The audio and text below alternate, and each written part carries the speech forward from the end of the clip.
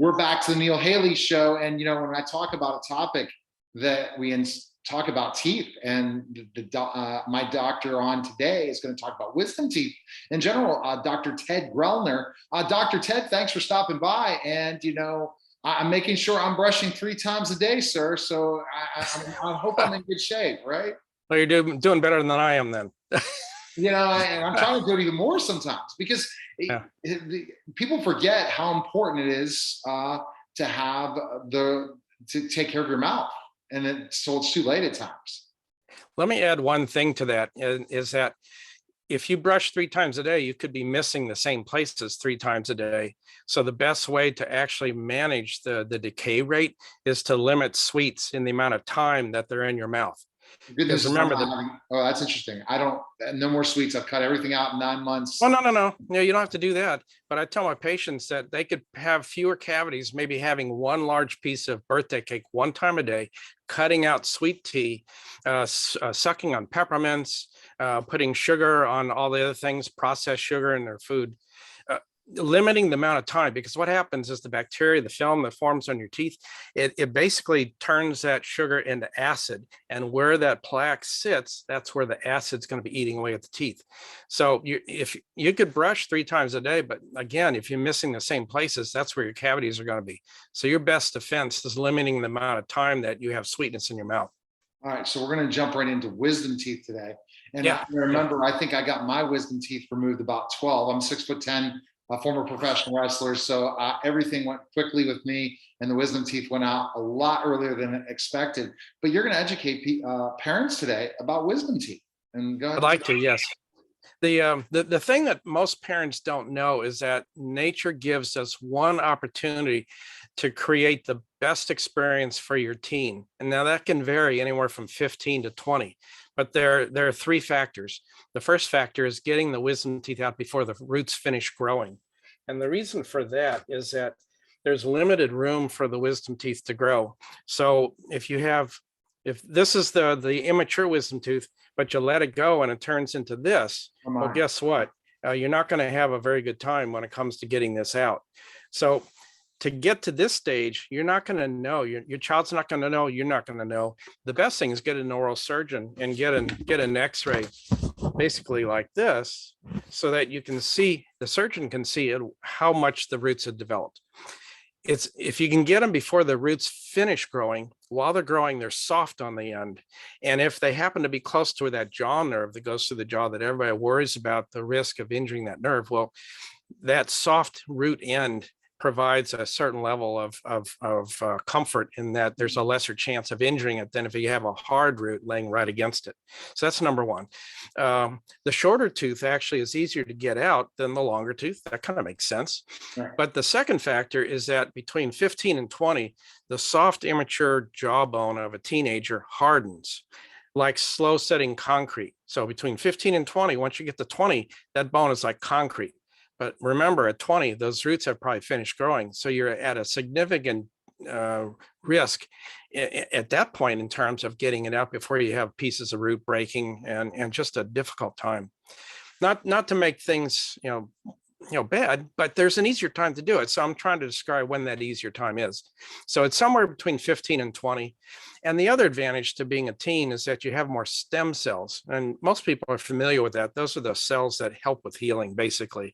The more of them you have, the easier you get through it. And if you compare what a teenager is going to be, what that experience is for a teenager compared to a 30-year-old, the teenager is going to beat them every time.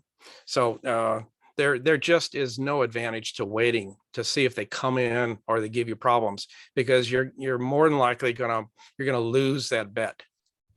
Definitely gonna lose that bet. So basically, what age do you recommend parents to start to check on that? And well, some of it depends on about when the teeth came in. If they know when their child's adult teeth came in slower than others, so they might be able to wait until 16 or 17.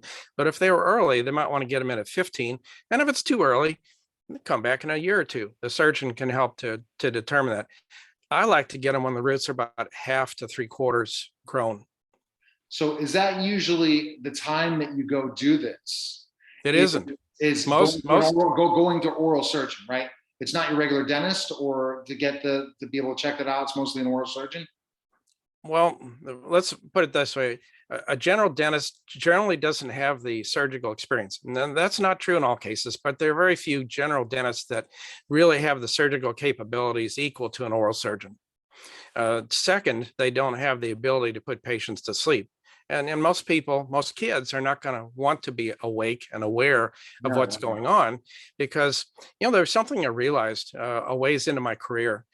I was thinking back on my own experience having my very first wisdom tooth removed at 19. It was a miserable experience. It took the surgeon, and he was a university oral surgeon, took him 45 minutes to get this one tooth out. And I remember that experience to this day. So that tells you what the value of being asleep and having no awareness of what that procedure was, be it easy or difficult. Obviously, if it was difficult, that's even better because then you don't remember it. So that's my thought in terms of who does it. You want someone who is licensed to do general anesthesia. They know how to deal with complications when it comes to removing wisdom teeth, and they have the experience to know what to do and if there are problems.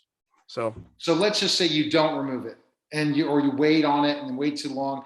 How bad is that the situation, especially to wait earlier to do it? It's easier to remove, but also you're dealing with a lot more issues, right? More recovery time and potential other problems with your mouth later on.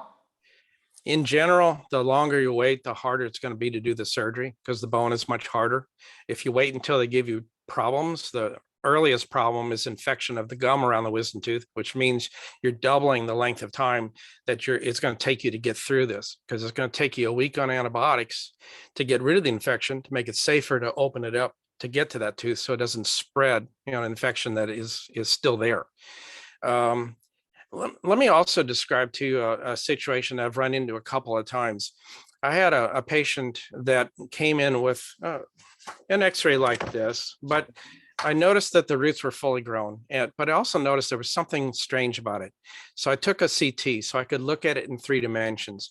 So instead of this girl having 2 roots, she had 4 roots surrounding the nerve going through the jaw right underneath the tooth. So it's like 2 cowboys sitting on a horse, that horse being the jaw nerve. And if there's any injury to that jaw nerve getting that tooth out, that means numbness to the jaw, the teeth, and the lip. So that provides a lot more difficulty to removing that tooth, for the surgeon. And this girl was only 22. Right. So most people think of getting them out before you're 25.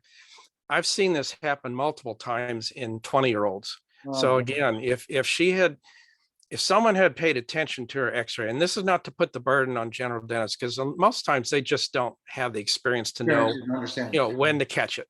But if you can get your child, your teen, into an oral surgeon in your mid-teens to start to look at things, then you can plan when's the best time to do it and the least risky.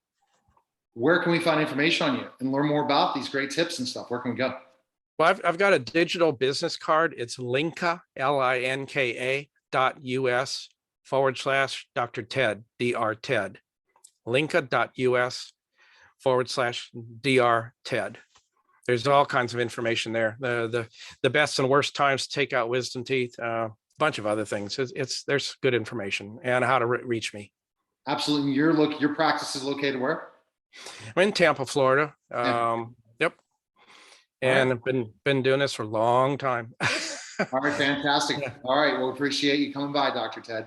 My pleasure. Thanks for having me. You're listening and watching the Neil Haley Show, and we'll be back in just a moment.